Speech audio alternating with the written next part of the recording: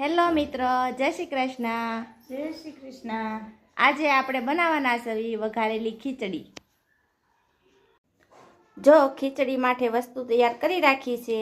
એમાં છે ડુંગળી, પછી બટેટા, વટાણા, ટમેટા અને બધા મસાલા છે અને મીઠા લીમડાના પાન છે. અને જો ખીચડી તૈયાર કરીને ભેળવીને રાખી છે. તો ચાલો આપણે કુકર મૂકી દીધું છે, એટલે એમાં નાખશું આપણે તેલ.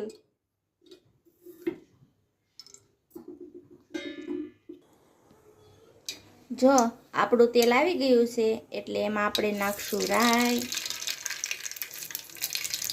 આખું જીરું. રાઈ ફૂટે એટલે છે ને આપણે થોડીક નાખીશું હિંગ,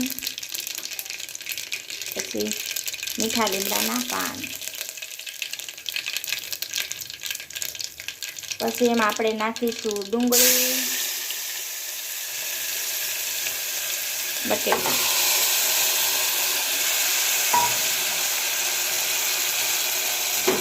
એને હલાવી નાખવાનું.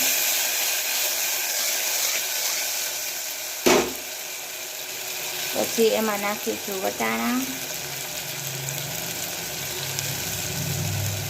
નાખીશું ટમેટા.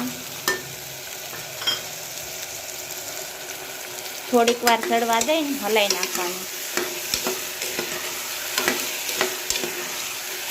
જો હવે એમાં મસાલા કરી દઈશું. એમાં નાખીશું હળદર,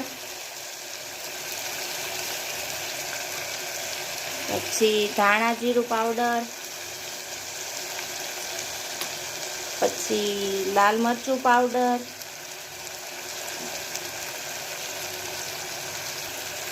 પછી બધા મસાલા હલાવી નાખવાના.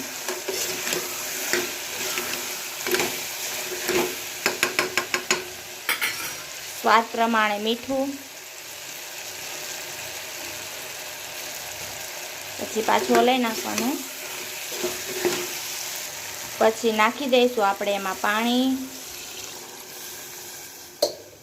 આ પાણી ઉકળે ત્યાં સુધીમાં આપણે આ ખીચડીને ધોઈ આવીએ. જો હવે આપણું આ પાણી ઉકળી ગયું છે, એટલે આપણે આમાં નાખી દઈશું ખીચડી. 3 પાણીએ ધોઈ લીધી છે. હવે આપણે એમાં નાખી દઈશું. જો બધી ખીચડી એમાં નાખી દીધી છે. હવે એને આપણે હલાવી લઈશું આવી રીતના.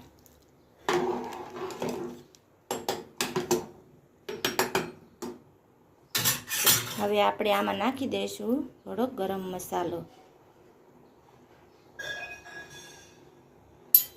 પછી પાછું એને હલાવી લેવાનું. મસાલો બધો મિક્સ થઈ જાય. હવે આને ઘડીક પાછું ઉકળવા દેવાનું. જો હવે આ પાછું ઉકળવા માંડ્યું છે, એટલે હવે આપણે એને ઢાંકણું ઢાંકી દઈશું. જો ઢાંકણું ઢાંકી દીધું છે. હવે એને આપણે 3 સીટી થવા દઈશું. જો ઘડીક ગેસ ફૂલ રાખવાનો, પછી એને ધીમો કરી નાખવાનો. જો આપણે 1 સીટી થઈ ગઈ છે. હવે 2 સીટી થાય એટલે આપણે ગેસ બંધ કરી દઈએ.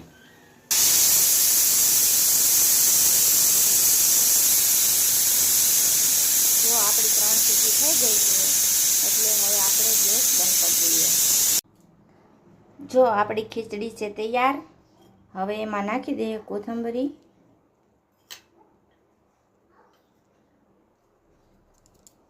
તો ચાલો બધાએ ખીચડી ખાવા. જો તમને આ મારો વિડીયો પસંદ આવ્યો હોય તો લાઈક અને સબસ્ક્રાઈબ કરજો. જય માતાજી.